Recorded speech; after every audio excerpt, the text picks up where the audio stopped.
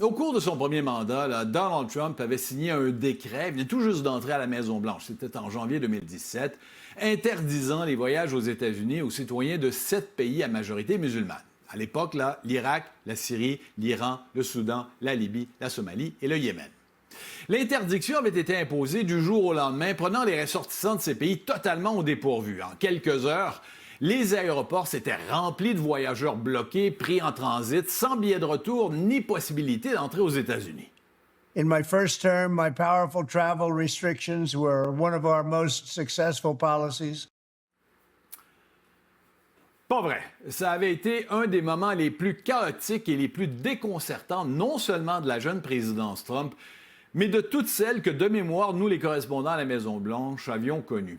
Il y a eu poursuite sur poursuite et, ultimement, la Cour suprême, en 2018, a donné raison au président, confirmant la légalité d'interdire l'accès du pays à certains voyageurs, en autant que l'administration puisse expliquer pourquoi les pays sont inclus dans cette liste d'exclusion.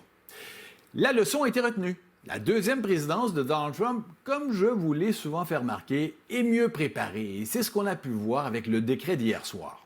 Le président Trump a signé une interdiction complète de venir aux États-Unis pour les ressortissants de 12 pays. Regardez bien là, on parle de l'Afghanistan, du Myanmar, Tchad, Congo, Guinée équatoriale, Érythrée, Haïti, Iran, Libye, Somalie, Soudan et Yémen.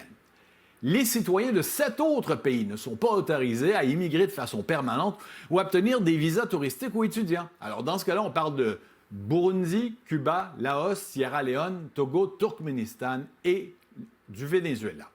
Bon, la Maison-Blanche a justifié cette mesure extrême par la nécessité de protéger les États-Unis contre les attaques terroristes et autres menaces à la sécurité nationale.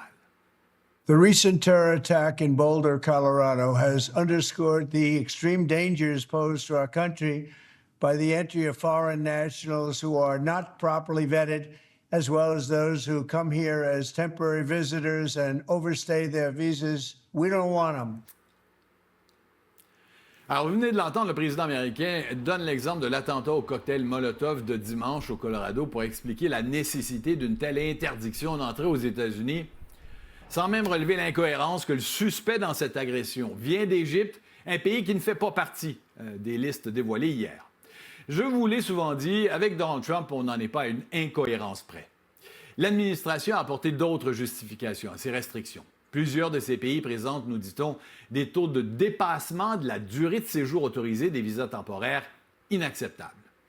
On ne peut apparemment pas, dans d'autres cas, se fier aux autorités locales pour délivrer des passeports valides permettant de vérifier l'identité d'une personne.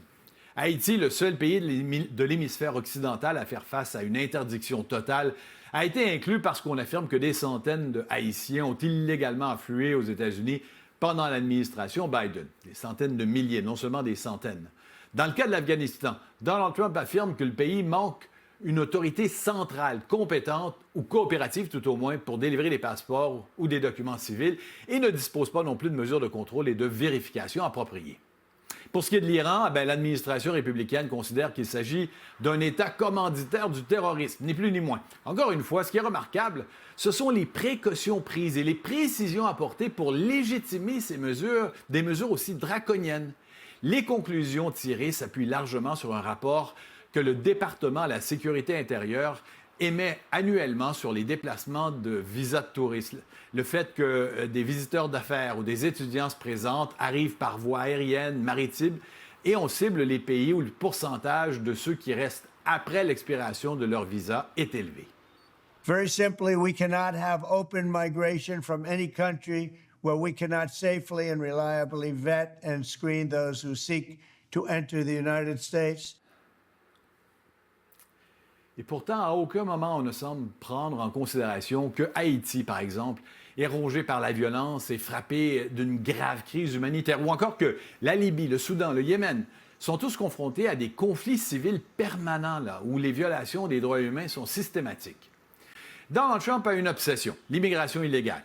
Il avait pris un engagement en campagne présidentielle. Maintenant, il répond aux attentes qu'il avait créées. Et je parie que ses partisans sont particulièrement contents ce soir.